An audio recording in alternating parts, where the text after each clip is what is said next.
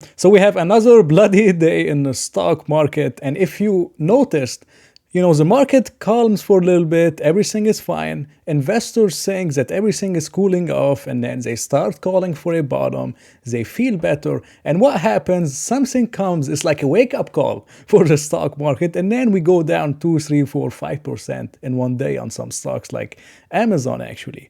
And I know all those things because I love what I do on YouTube because I get the comments, and the comments really tell me how investors are thinking about a lot of things.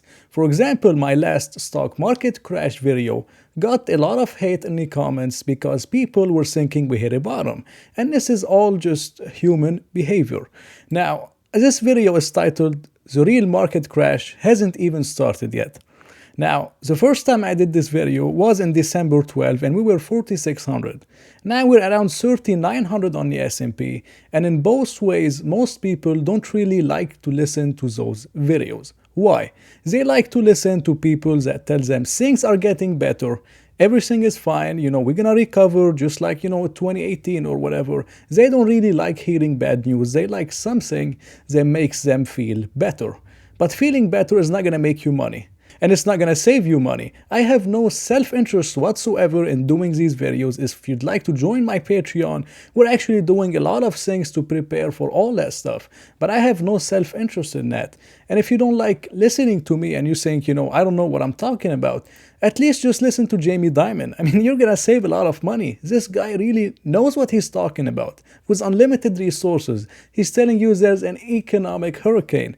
If you like to listen to more people, listen to Joseph Wang. He was a trader at the Federal Reserve. And you know what he said in his latest interview? He said 30% crash easy from here. He didn't say like it could happen. He said easy 30%. And these people really know what they're talking about. And most people just don't like listening to them. So why is the stock market crash only getting started?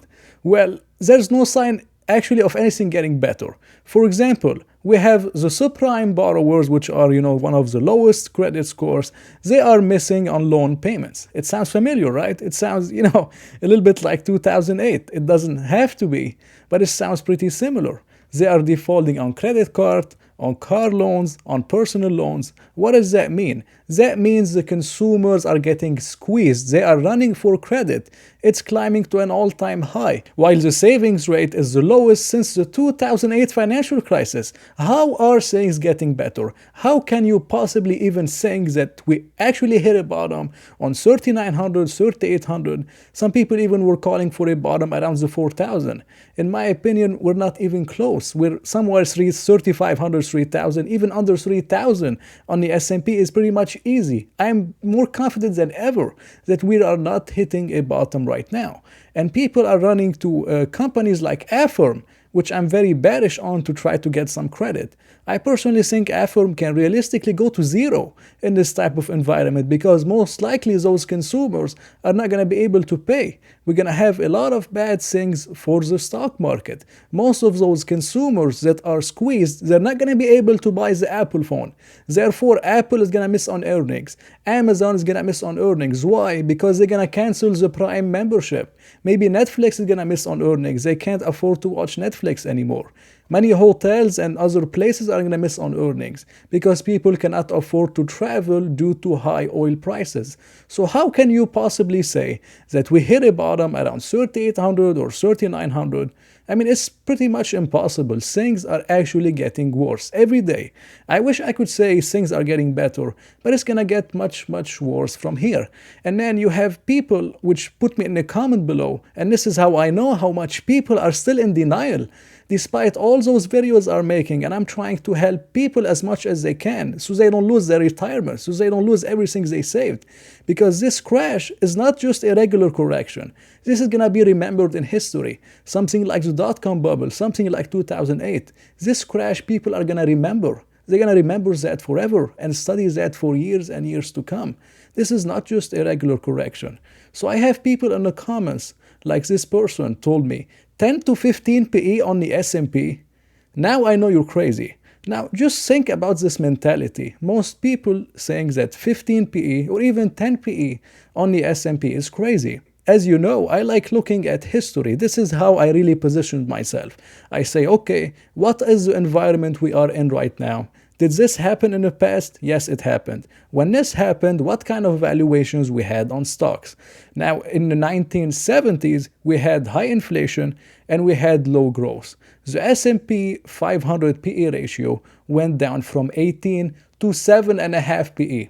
Why did we go to 7.5 PE on the S&P? We were 18. Why did we get there? Well, because whenever you have high inflation and low growth, those earnings go down. Those multiples that you're willing to pay, they just go down. So 7.5 could be the new 18.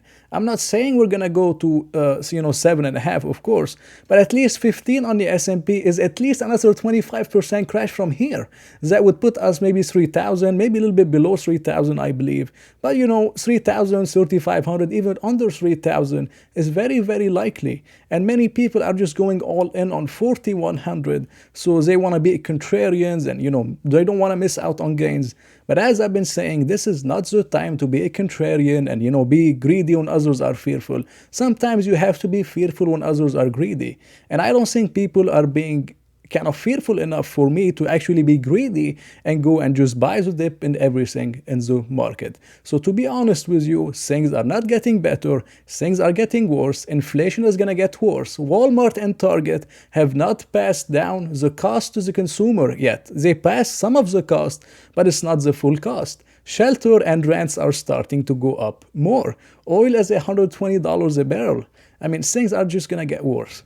And even if inflation has not peaked and it stays elevated, the consumer is going to get squeezed, and therefore those companies are going to miss on earnings, which the earnings go down, the stock go down, the PE goes down, and everything gets back to a more sustained level. So if I was you, again, no financial advice, I would keep some cash on the side. I would not FOMO in above 4,000 on the S&P. I would personally maybe start buying under 3,500 or somewhere close to 3,000, because we could realistically go under 3,000 on the S&P 500. So this was my short video for today. I hope you enjoyed it. If you liked it, please press the like button and maybe consider subscribing. So I hope to see you in another video.